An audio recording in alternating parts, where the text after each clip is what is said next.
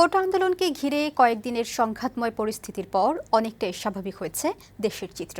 দিনের বেশিরভাগ সময়ের জন্য শিথিল করা হয়েছে কারফিউ। অভ্যন্তরীণ রুটে যানবাহনের চাপ বেড়েছে। দূরপাল্লার বিভিন্ন রুটে চলতে শুরু করেছে যানবাহন, খুলেছে দোকানপাট ও বিভিন্ন মার্কেট। এদিকে নাশকতার মামলায় দেশের বিভিন্ন স্থানে আজও শতাধিক ব্যক্তিকে গ্রেফতার করেছে পুলিশ। সংবাদদাতাদের পাঠানো তথ্যচিত্রে কানিজ নুসরাতের প্রতিবেদন। সরকারি চাকরিতে কোটা সংস্কারের দাবিতে আন্দোলন ও একে ঘিরে সহিংসতা ও কারফিউ জারির পর বৃহস্পতিবার অনেকটাই স্বাভাবিক দেশের পরিস্থিতি। দেশজুড়ে কারফিউ শিথিলের সময়ও বেড়েছে। দিনের বেশিরভাগ সময় কারফিউ না থাকায় কর্মচাঞ্চল্য ফিরেছে সাধারণ মানুষের মধ্যে। অফিস, আদালত, ব্যাংক, শিল্প প্রতিষ্ঠান ও কলকারখানা কর্মমুখর হয়ে উঠেছে। কাজে ফিরেছেন কর্মজীবী মানুষ, খুলেছে বিভিন্ন মার্কেট, শপিং মল ও হাটবাজার।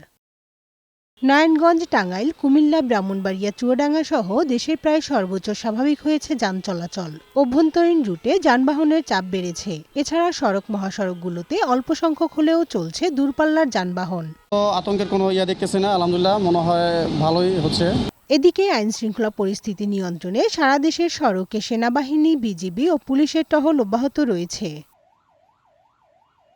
টাঙ্গাইলে আইনশৃঙ্খলা পরিস্থিতি অনেকটাই স্বাভাবিক হয়েছে। দ্রুতই সদর থেকে কারফিউ তুলে দেওয়া হবে বলে জানিয়েছেন জেলার নির্বাহী ম্যাজিস্ট্রেট। অল্প সময়ের মধ্যেই টাঙ্গাইল সদর উপজেলায় জীবনযাপনের যে স্বাভাবিক ছন্দ তা জনগণের মাঝে ফিরে আসবে এবং অল্প সময়ের মধ্যেই হয়তোবা আমরা এই কারফিউটি শেষ করতে পারবো। এদিকে সাম্প্রতিক নাশকতার ঘটনায় হওয়া মামলায় বিভিন্ন জেলায় বুধবার রাত থেকে বৃহস্পতিবার পর্যন্ত অনেককে গ্রেফতার করেছে পুলিশ। নারায়ণগঞ্জে ৬৫ জনকে গ্রেফতার করা হয়েছে।